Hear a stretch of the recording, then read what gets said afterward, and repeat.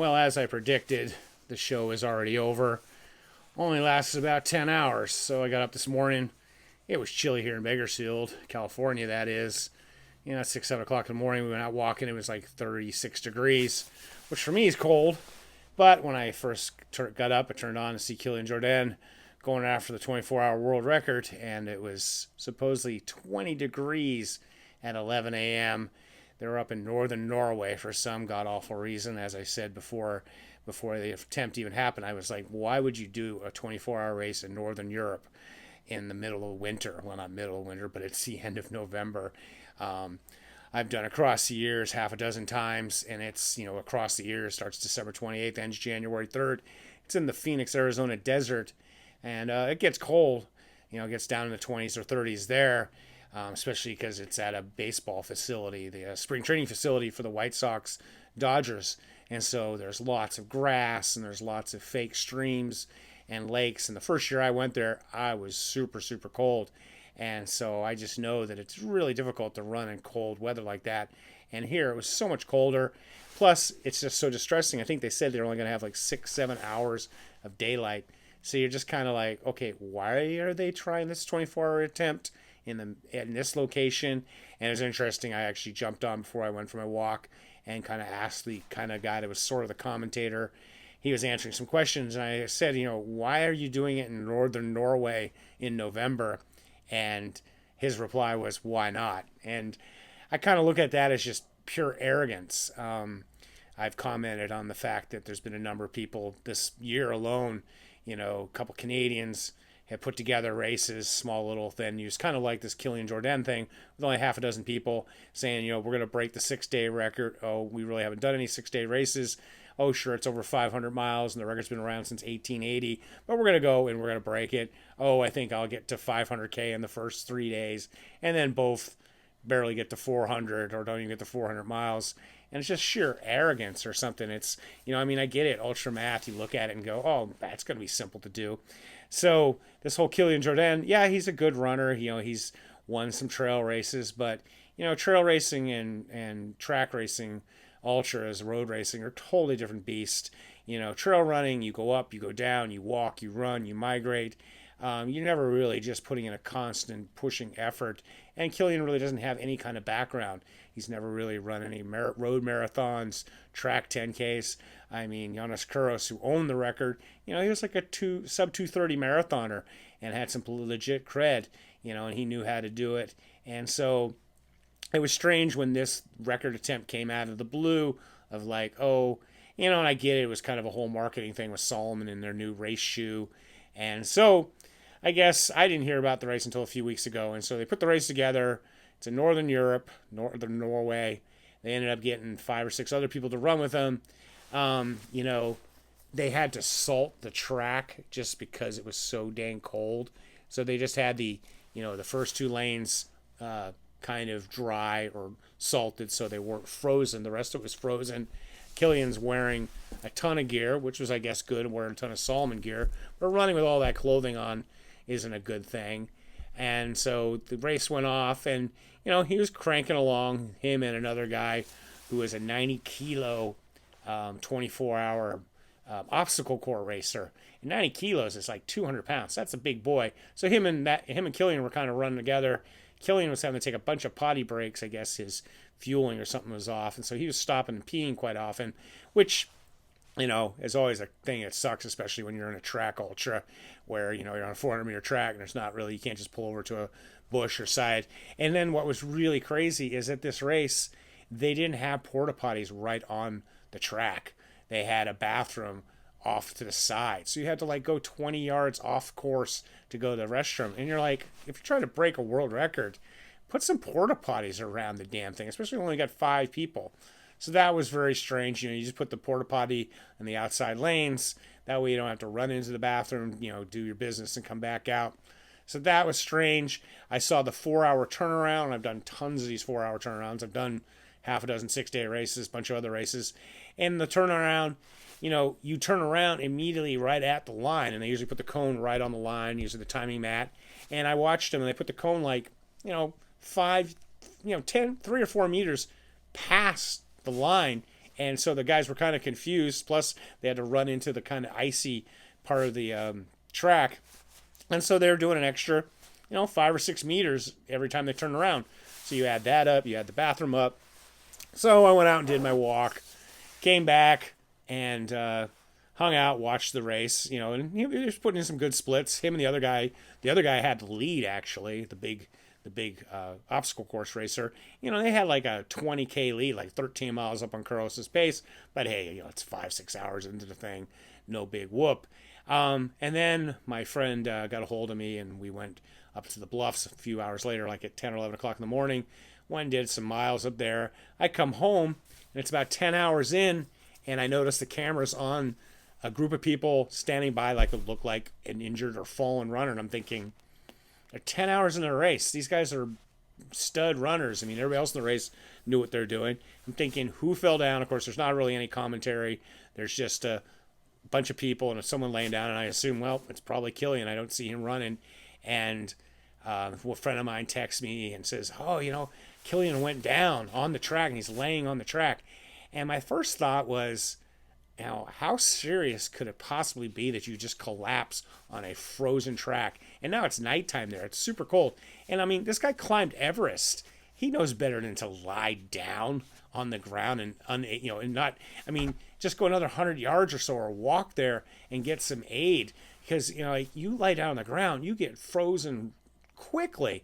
I remember I was at the Tahoe 100 crewing and pacing a friend of mine one time, and it's, even though it's in July, it gets really cold there. At 2 a.m, we had to go down into this gully, and we were coming up, and it was really cold. Me and her were just trying to move just to stay warm. I remember she just wanted to stop, and we stopped, and I just, we hugged each other and put our jackets over and just, did as short as we could. But I remember we went by one guy who was laying on the ground, and without a mat or something, all your body heat and I remember they ended up having to send people down there to get the guy out, and he was like a popsicle. So it was very strange, like why Kouros is laying on the ground, and there's no real official word. And so I kind of went about my business. And now that I've looked on the internet, he ended up getting to 83 miles. The first thing I saw was that he was cold and fatigued. And I was like, welcome to 24-hour races and welcome to Norway. Come on, you're in Northern Europe in November. Of course it's going to be cold. He's a skinny mini, and but hey, he's got the best Solomon gear in the world. Why are you cold? You're not running that fast. I've been cold, but the year I did the 6-day race with Kouros and Joe Fegis, I remember running my mile 200 with Joe Fegis, and all he was wearing was shorts and a cap. I was wearing everything I owned because I was cold, but he was moving along. And so if you're moving good, you're okay. And so that was very strange. I was thinking, well, and tired. Well, 10 hours in, you really shouldn't be tired in a 24-hour race, but, fatigue is just what it is. And this guy has run, Western States, and he's done hard rock and all this stuff. But those races, he doesn't have to just do this relentless pace. You just got to run. He's doing basically 7-minute miles the whole way. So, and then, word comes out that he was having some knee issues or plantar fasciitis issues.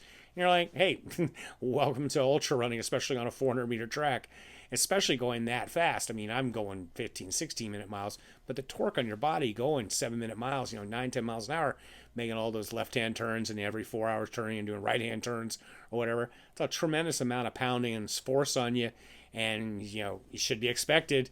So, anyways, long story is he dropped out. Everybody's saying he dropped out, but technically he didn't. It's a 24-hour race. You do a lap, you're in a race. It's kind of like, I've been to races where I just haven't been feeling it. I went to a 72-hour race one time. There was only like 10 people in the race. Half of them were doing a 5-mile loop. Half of us were doing the 2-mile loop. After 15, 20 miles, I was like, this sucks. I don't feel well. I don't want to do this. It's going to rain tomorrow. I went home and have a 20-something mile 72-hour. And hey, it's a 20-mile 72-hour. It's on the books, and that's it. There's not asterisks by timed events. So I look at it like Kilian didn't drop out. He ran 83 miles. I remember years ago I was trying to do some kind of a not scientific, but some research trying to compare marathon times to 24-hour performances. And so I was asking people on a Facebook page to give me their numbers. And so, people were willingly giving me their marathon times. And like the time when I did 93 miles, which is 10 miles further than Kilian went, by the way, not to brag, just saying, hey, his PR for 24 hours is 73 miles, 83 miles. It's just, that's the way it is.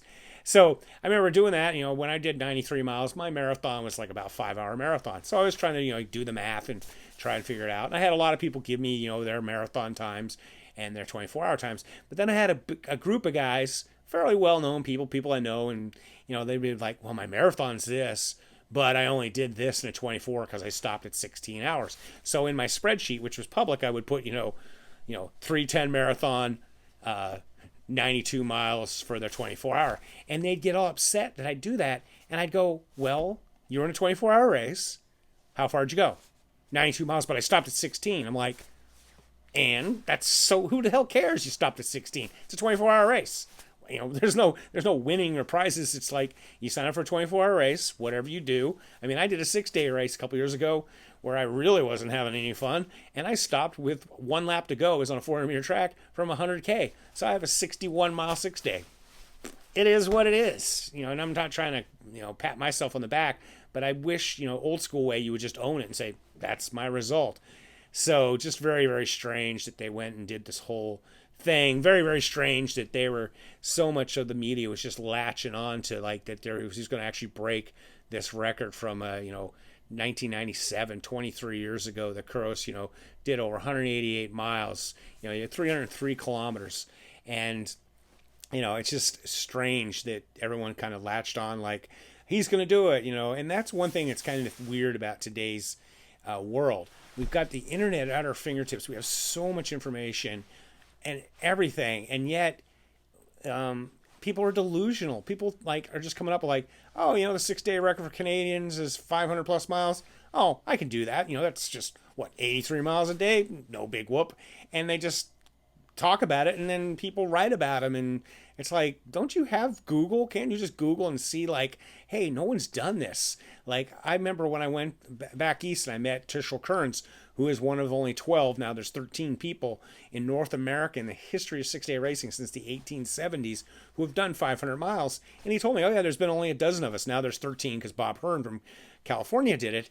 But I'm like, it's like, it's not an easy feat. And so I'll be at like some 6-day races and there'll be a half a dozen guys talking about doing 500 miles. And I'll be like, I remember one time I was like across the years and there was like 8 guys talking about doing 500 miles. And I was like, if only a dozen people have done this in 100, whatever it is, going on 150 years, how is it possible that there's 8 guys who just show up in the desert in Phoenix and are going to do 500 miles? So we're going to go from 12 to 18 in one race? Like, what were all the people between 1870 and now? They're wusses, whatever. It's just strange. Same thing with like, this record that Kouros did. Sure, it's 23 years old. So by saying you're going to come in and crush this record, I think like the next nearest person's 10 miles behind him. The best American is like 176 miles or something, like a full half marathon behind Kouros. Kouros is just an amazing guy. He had records from 50 miles to 1,000 miles. And just to come and say, I'm going to break this Legends records, but also, all the people in the past 23 years, they weren't very good. They didn't know what they were doing. I'm the king of the mountains.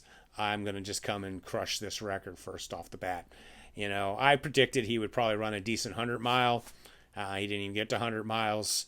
I doubt he'll ever try this again. I would love to see him do it, but like actually go to a real race, show up at one of the established races like Desert Solstice, even though Desert Solstice is in December. Been there and crewed it many times. It's pretty dang cold, but it's a race where there's only 20, 25 people in it. Got competition, got coverage, sure, travel nowadays, but then again, like what's the Spaniard doing in Norway? So, and it is interesting too that they didn't seem to be doing any COVID protocols at all, but that's another story. So I know this is kind of a long rant, but it's just kind of, I'm just getting so tired of, and then I also love coverage saying, and I used to do this at races too. People's like, oh, my 50 mile, 100 mile, it was going so good until, I started throwing up or this happened or that happened. And I'm like, you never say it was going well until you're done, because if you get to 10 hours into a 24-hour race and then you're laying on the side of the track, things were never going well. You did something wrong, you went out too hard, you didn't train properly, whatever it was, but don't tell me you were doing well. You weren't doing well. You did something, you screwed up, and that's why you're now sitting at home while the rest of the people are continuing on with the event. I wish he had, continued. I mean, granted, if he's injured, I always tell people in races, but I'm done this myself. I've dropped out of races for no real reasons either. But if you definitely have a mechanical injury, a knee issue or, something structural injuries, you should drop, live to fight another day. But if it's just you're tired and cold, suck it up and get back out there. Take a break, to have some coffee, get back out there and learn a lesson, because you definitely got to get out there and just be out there for the entire time. Yeah, I know he's been out there the entire time, doing hard rock or something like that. But even then at hard rock, I think his time is, 24 hours practically. So, and then of course with Western States, he starts at 5 a.m. and he's done before it's dark. So he's never really been out there all the time. And if Kouros himself says he doesn't really believe an ultra begins until after the 24-hour mark. So it was an interesting lesson on media and seeing how everybody just jumps on it. It's cool that tons more people are now been exposed. I was kind of watching the YouTube and tons of people asking the same questions they always ask, like, do they sleep? What do they eat? What do they drink? Do they change clothes? Da da da da da. So, hopefully more people are interested in the sport.